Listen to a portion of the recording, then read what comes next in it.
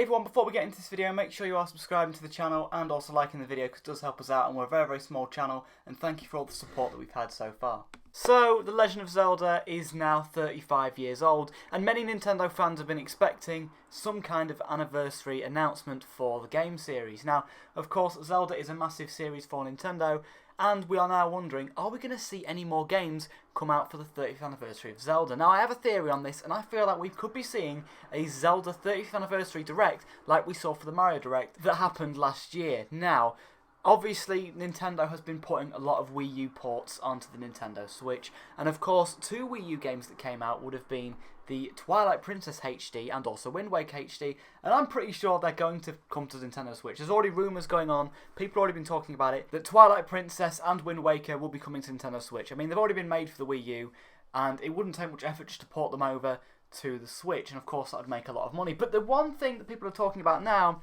is that the reason we haven't heard anything about Zelda yet, apart from Skyward Sword and the expansion pass, is that it's all about the marketing. Nintendo want to make a big fuss about Zelda's 35th anniversary, and that makes sense. But, you know, as we stand right now, we have all the Mario stuff going on. We've just had that.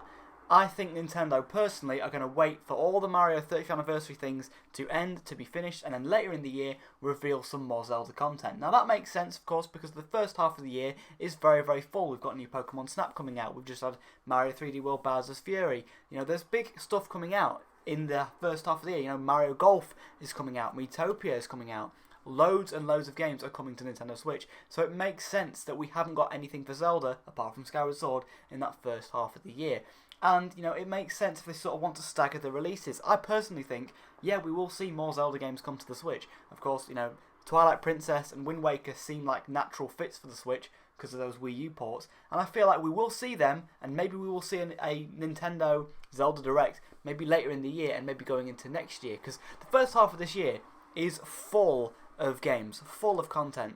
And that's great, but it doesn't make sense for Nintendo to put those Zelda ports when the year is full. To me, it makes more sense if they went and, you know, had these Zelda games at a time where there's less games coming out. Maybe later in the year, the second half of the year, we could see one of the games. We could see Twilight Princess end off the year, and it could come out in like December, and then Wind Waker could come out early next year, maybe mid next year, and sort of, you know, stagger the releases. The games are still coming out, but it makes more sense from a marketing perspective to sort of delay or kind of stagger the releases for the games. Don't release them all at once, you know. And Nintendo knows that they can charge £50 or $60 for each game. You know, they're going to do that. They're not going to do what they did with Mario and put them all into one package. Yeah, that's what I think they're going to do. But what is a shame about this is Majora's Mask and Ocarina of Time. I really hope there is a way to play this on Nintendo Switch. And personally, I hope that they do a Zelda sort of collection.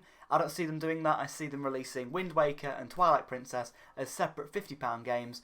And maybe we get N64 games for the online, which will then have the you know, Majora's Mask and Ocarina of Time.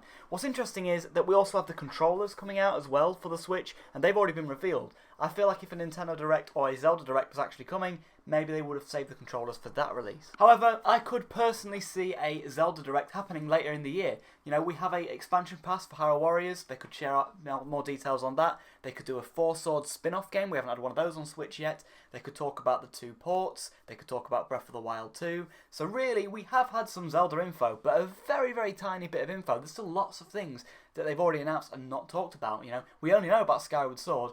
There's so much more we could find out about, and I feel like they may be saving that for a Zelda Direct. Do actually have more information coming for Zelda later in the year because of Breath of the Wild 2. They said they're going to share more information about that as well. So yeah, I feel like a Zelda Direct makes sense, you know. They were sort of teasing us, getting us through the first half of the year now, and then later down the line when it's time to announce more things, when the lineup isn't as full, then that's what I think they're going to do. Because I think right now, the lineup, and this is a good thing, I'm not saying it's a bad thing, the lineup is packed right now. Every single month for the rest of the year so far, we have a brand new game coming out. March has Monster Hunter Rise.